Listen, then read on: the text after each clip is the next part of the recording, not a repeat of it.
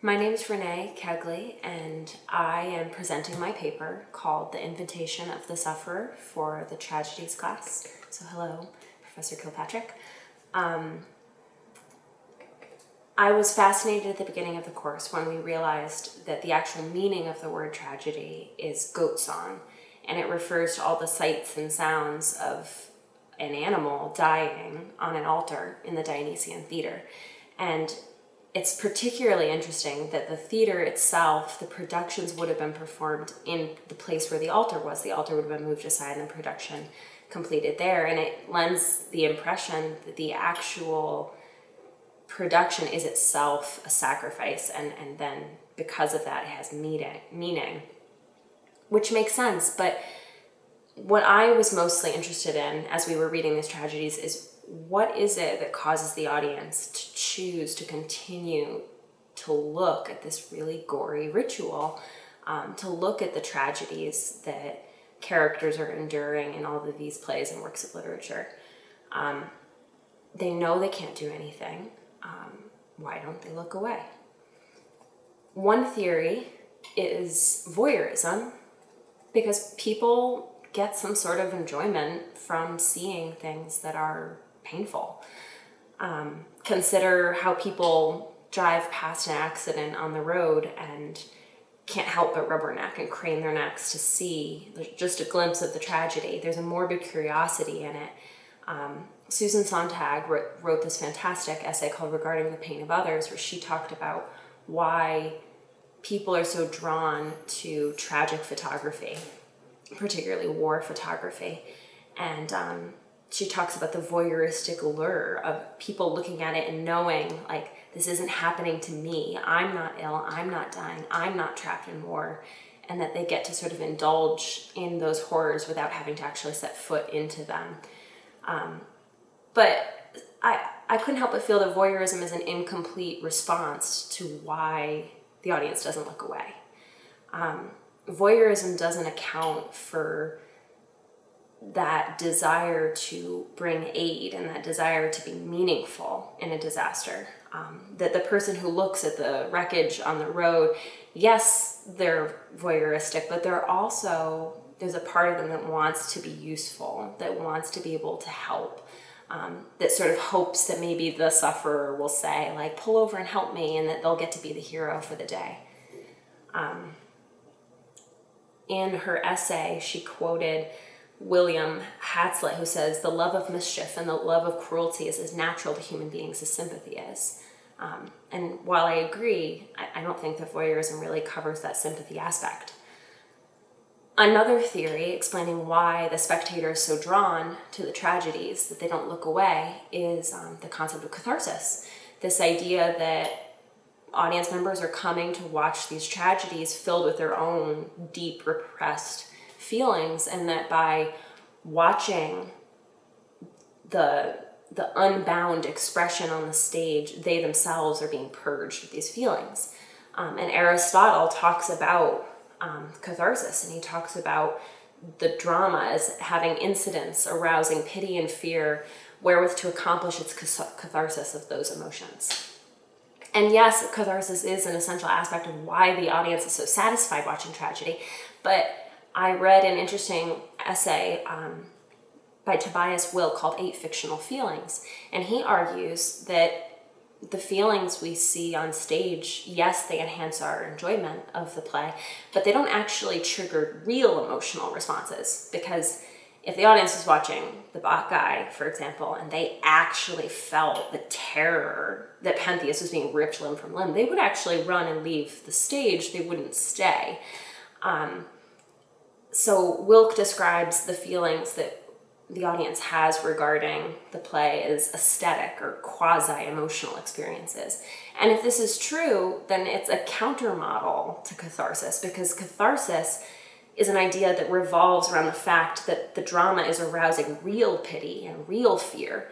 And if that's not the case, then it's likely that those feelings are not deep enough for the character to actually experience some sort of purging of their own feelings.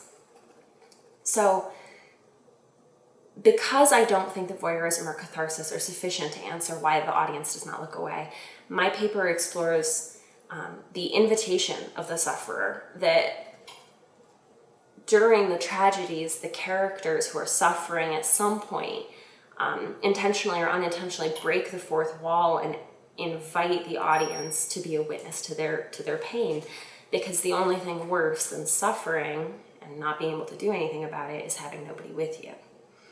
And this is why the audience doesn't look away. They feel useful because they are given this task of accompanying the sufferer. In Prometheus Bound, Hephaestus is charged with binding Prometheus, and he's so overcome with the guilt of having done this that he says, "This is not of your will nor of mine, yet I shall nail you in bonds of indissoluble bronze on this crag far from men." And so much for being a great friend, Hephaestus turns and leaves Prometheus alone, far from men. This is the ultimate betrayal that a person can do when someone's suffering, is to choose to turn and leave them alone. So the first act, the first lines that Prometheus says, he's calling, he knows that he's alone, and he's calling to the wind and the rivers and the ocean and the sun, saying, "Look at what I'm suffering at the hands of the gods." And because he's alone and bound on stage, obviously the trees and rivers aren't actually hearing him. The audience is. The audience is responding to this call to see what he's suffering and to journey with him throughout his experiences. The Oceanids, the chorus, are the best. Well, the Oceanids, the chorus, they mimic this job that the audience is taking up of accompanying Prometheus. When Hermes comes and sort of drops the hammer on Prometheus, he warns them, "You better get out of here, it's going to get really awful." And the chorus is just completely heartbroken and angered that Hermes would even suggest leaving Prometheus in his hour of needs. Again, like the ultimate betrayal is to leave people. And even though it breaks the heart of the chorus of the Oceanids, they say, "How dare you bid us practice baseness? We will bear along with him what we must bear. I've learned to hate all traitors, and there's no disease I spit on more than treachery." So unlike Hephaestus, who made excuses for abandoning his peers, the Oceanids clearly understand that the worst thing you can do is leave somebody. So even as he's bound there and in his suffering, the audience and the chorus watches. And this mirrors how, in the same way that the protagonist can't move, the audience can't move either. They're just sitting there riding out the tragic fate together. And he meets his fate and says, "Look, oh mother mine, like, see how I suffer unjustly." And that line, like, "You see me," he says, like, "You see me." And that use of the second person pronoun really shakes the audience, reminds them that they're sitting there, that they're seeing him, and that they can't look away. And it's not just curiosity, and it's not just fascination, morbid fascination. It's they know that they see him and they feel an obligation to continue that. There's a similar moment in Oedipus, Tyrannus, when Oedipus breaks the fourth wall and the audience becomes aware that they are called to witness him. Most people who would have watched Oedipus would have already known, okay, this is the play where, he kills his father and marries his mother. And the power of that dramatic irony is what really separates the audience, the knowing audience, from the unknowing characters. And as the characters are wrestling with their denial, Oedipus is wrestling with his denial. He won't call for an invitation. Like, he won't invite the audience to see him in his suffering because he doesn't believe that he is a sufferer yet. He believes he's denying it, denying that these horrible atrocities could actually fall upon him. And that just creates even more tension. The audience can't look away. But when Oedipus suddenly does become aware of how horrific a fate he's been dealt, he goes inside and gouges his eyes out. But he could have stayed in his bedchamber. Instead, he wanders out onto the stage, out of the privacy of his room, and calls for witness. He speaks to the chorus. He wanders in view of everyone. And it seems to suggest that at the deepest point of suffering, there's nothing to be done but to call for help, or to announce your suffering, even if people can't do anything. The chorus is horrified, and they say, "I cannot look. We have much to ask and learn and see, but you blind us with an icy sort of terror." And Oedipus responds, "You are my last friend, my only hope, my only help. You have waited for me and will care for the eyeless body of Oedipus. I know you were there. No, through this darkness, I can hear your voice." This use of the second person, again, is chilling on the stage. I haven't actually had the honor to see it in person, but I imagine sitting there in the seat with this blinded, gory character reaching out and saying, "I know that you see me. I know that you're there." And Oedipus seems to take comfort in knowing that somebody sees him, even though he has nothing left. There's no more reason to hide his situation. He's at the bottom.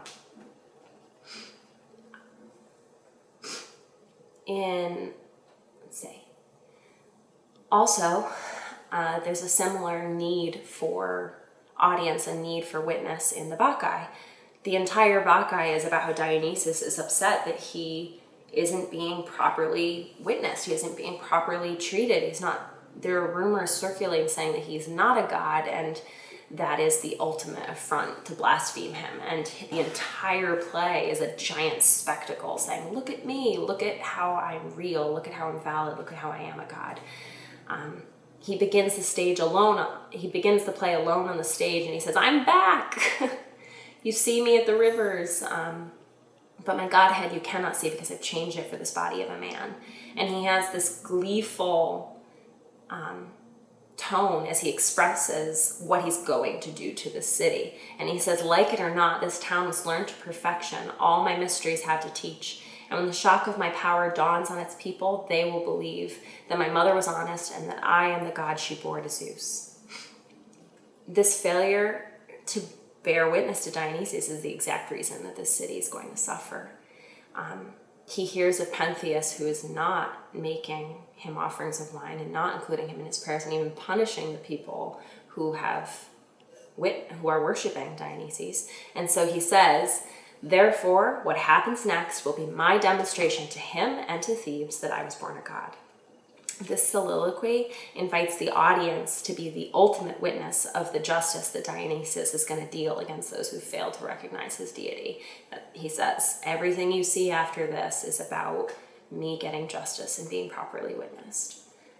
In each step of his plan, the chorus or Dionysus himself sort of turns and looks for the audience's validation. The chorus says, "Did you hear Pentheus sneer at the loud one? You saw it, right? You saw how horribly he treats Dionysus. You understand this has to happen," is the tone that takes up. Because the ultimate goal is for the audience to believe that Pentheus deserves his fate. This is Dionysius's show. It's all about him. And they want to make sure that we don't pity Pentheus so much that we spare him. The chorus cries, "Vengeance, bring it out into the open where every one of us may see." It's not enough to just punish Pentheus, or even enough to kill him. They've got to make him hallucinate. They've got to march him through the town and shame him in front of everyone. He's got to be, he's cross-dressing and just completely laid out for everyone to make a spectacle of him. And then, of course, he's torn limb from limb by the Maenads, and it's not even enough then that his body is in tatters. Agave actually needs to recognize the horror of what she's done in order for it to be good enough. She mistakes the head for the head of a beast, and when she finally, she carries the head back, and Cadmo says, "Does your mind still resist the gods? Study how this man died, and you will believe all right." And again, I feel that study how this man died is also aimed at the audience as a sort of cautionary tale. You need to partake in understanding that if you don't worship Dionysus, you will end up like Pentheus.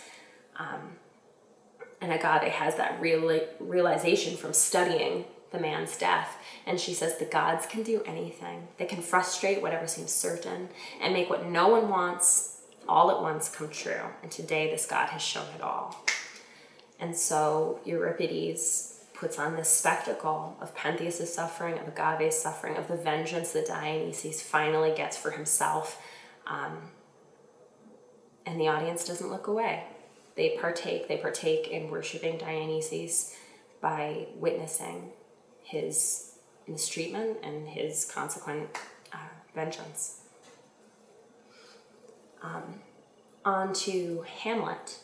Hamlet also has a need to be witnessed, a need for somebody to see the suffering. The entire plot of Hamlet arises because the dead king needs his story to be seen. He needs it to be heard.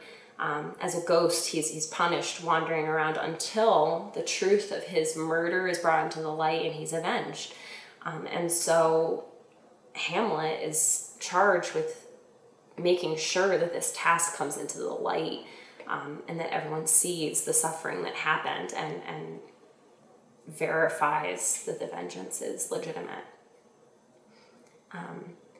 For Hamlet, being forgotten after death is the height of suffering. It's the thing that he's the most troubled about. He muses, to be or not to be, as he's contemplating his own suicide as a possible escape from the slings and arrows of such a tragic life. And he concludes ultimately that the dread of something after death is so much worse. Like the thought that there could be nothingness or something bad is enough to cause a person to just try and make it in their life. So this fear of what happens after death, and as he is walking with Horatio and they come upon the grave diggers who are just sort of irreverently tossing the skulls and bones out of the way, you can tell that he's really upset about this. He says that skull had a tongue in it and could sing once. He muses, maybe they were a lawyer, they were their doctor. Like, who was this person that you're just throwing around, that after death they don't even matter anymore? And this is definitely because Hamlet is so horrified about his father's death, that his father has been so quickly forgotten and so quickly disregarded. When he's at the play with Ophelia, he jests, like, look at how happy my mom is, and my dad only died, 2 hours ago. And she corrects him, like, no, it's been 2 months, Hamlet. And sarcastically he concludes, died 2 months ago and not forgotten yet? Then there's hope that a great man's memory may outlive his life half a year. But you can see that Hamlet really is troubled by this thought that if he dies, no one will remember him in the same way that his father's been forgotten. Ultimately, this revenge will cost him his life. Between poisoned swords and poisoned cups, Claudius, Laertes, the queen, and Hamlet meet their end. But before Hamlet meets his end, he charges Horatio to tell his story. And Horatio is at first moved that no, he really wants to die alongside his friend. He wants to drink from the cup as well. But Hamlet's saying, like, I need you to stay. I can't leave this mess behind with all these bodies around and no one to explain the legitimacy of it. Because for Hamlet, again, the worst thing is to not be remembered.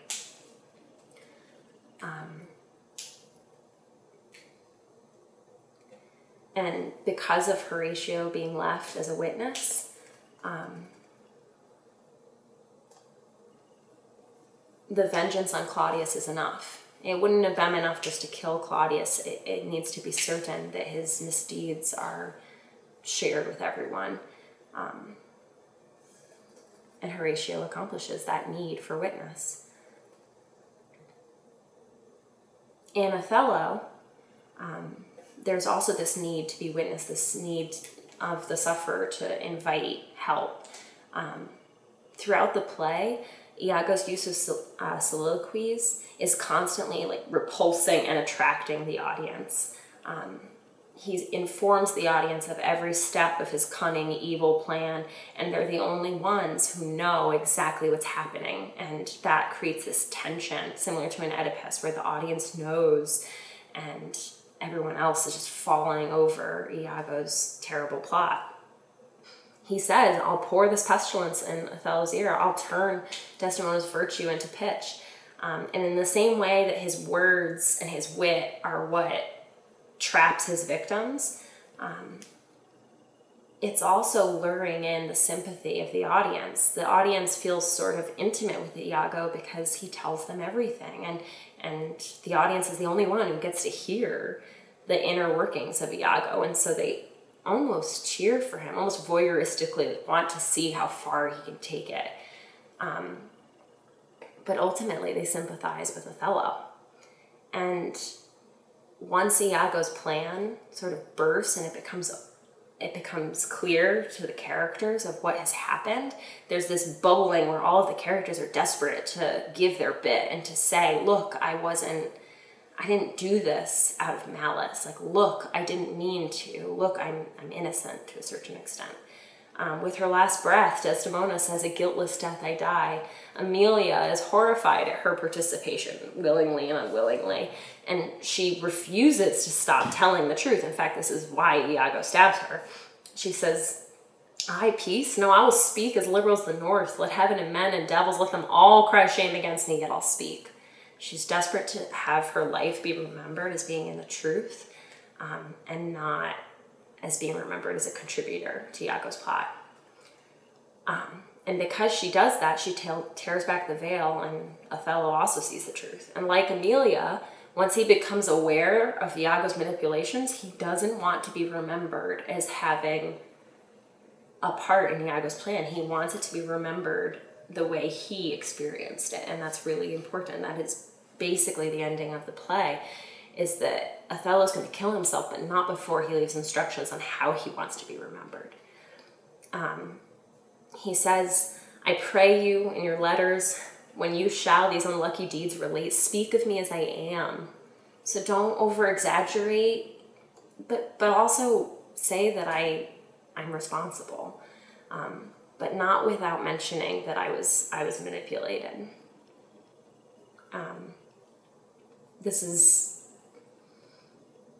This is Othello and Emilio's and Desdemona's last cry as sufferers, to invite the audience to see them as they see themselves, instead of falling prey to Iago's plotting.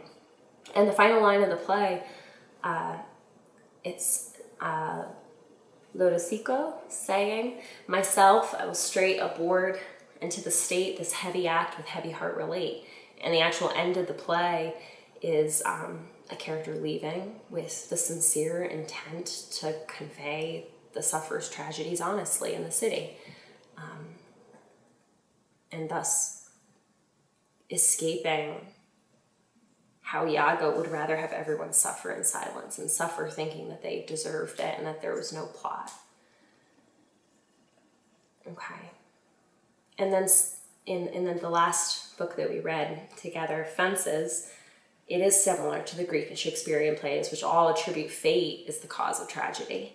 But Fences shows that Troy Maxim is a modern tragic character. The fate that he experiences isn't sealed by the gods, it's sealed by racism, by classism, society, the society he lives in. He's always trying to outgrow his father's shadow, his father's failings. He labors to purchase his house, to love his wife, to provide financially, to raise his children to the best of his ability. But Troy doesn't exceed his family patterns or his societal status. Legitimately or illegitimately, Troy seeks scapegoats for his failings rather than concede that he might be responsible for them. He's constantly pointing his finger at the failing of others. He judges Rose for playing the lotto, Lyons for borrowing money, Corey for pursuing sports, Bono for not buying his wife a refrigerator. And then when it comes to his own failings, his own adultery, he points the finger at Rose that she wasn't enough and that he needed to cope. He needed to find somebody who could make him laugh. When he's blamed for sabotaging his own son's attempt to get signed on a football team, he's like, well, it's for his own good. You know, I'm protecting him from the exclusion of white men, and I'm teaching him how to be a hard worker at the A&P. Instead of admitting that it was spiteful because he couldn't have those things. Even when Alberta dies in childbirth, Troy exhibits no guilt. even though it was his adulterous decisions that cost this woman her life. He says to his daughter, a man's got to do what's right for him. I ain't sorry for nothing I done. I felt right in my heart. He even blames death and banishes him beyond the fence line. So really at his core, Troy doesn't believe that he's to blame for his own sufferings. There's always a reason. There's always something that he can use to justify his misdeeds, and he's not repentant. And because of that, he does not invite the audience to witness, or anyone for that matter, to really join him in his sufferings or to be with him in his sufferings. He's too prideful. The only hint at this we do see is that when Troy sits on the porch outside with his newborn girl, he knows he's in earshot of Rose, and the stage directions say he speaks loud enough for Rose to hear. He speaks to his daughter about how innocent he is in this tragedy and how terrible it's going to be when they're homeless, because Rose won't have them. And really, this passive-aggressive behavior with Rose in the other room is just showing that he hopes Rose will hear him, that he wants an audience, that he wants her to come in and comfort him and accept him and say, oh no, Troy, I forgive you, I love you, you can stay with us, and wash it away, instead of just having that conversation with his wife. This passive-aggressive behavior shows that in his grief, Troy does want to invite people into his suffering. And actually, his tragedy is made more awful because he doesn't invite people. His own son will come to even neglect his funeral. And that is an indicator in itself that Troy's children are going to continue in a similar cycle of pride and tragedy because he couldn't invite someone in. All of the tragedies that we've read in this course, though, do reveal that the sufferers are reaching out to the audience with an invitation to witness their pain. Whether the invitation is as declarative as Prometheus's or as passive as Troy's in his pride, the sufferer cannot avoid that he needs someone to be with him as he faces his fate. So the sufferer may invite the audience because they want help, which they won't get, or oftentimes just because the only fate worse than suffering is suffering alone and unacknowledged. Being able to fulfill the sufferer's need, being able to do something for the sufferer just by being there, makes the audience feel important. And this is why the audience feels so compelled to not look away. They feel useful in this. And this reminds me of modern Slacktivism, which is actions performed on the internet in support of a political or social cause, but with little time or involvement needed. Like how a person might like something on Facebook that is sad or about hunger or about a local tragedy or national tragedy, but they don't actually do anything. They can't do anything, or they choose not to do anything. And this could be a good thing or a bad thing. It could be bad that people are finding ways to scratch their empathetic itches without actually helping. Or it could be that you can't always help, and that that's a way to express your support. And that your sympathy and to purge yourself of that feeling. But either way, that's the same sensation that I believe the audience feels when they watch the tragedies. They can't always do something, but by simply being there, they can provide company. They can express that they're sympathetic with their presence, and it makes them feel important that they've been invited by the sufferer to fill that role. And ultimately,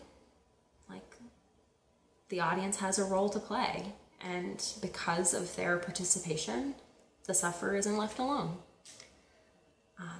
So that is my paper, and I hope that will be an interesting read for you, Professor. I really appreciate the opportunity to read all these great texts and to explore a topic that I was really interested in.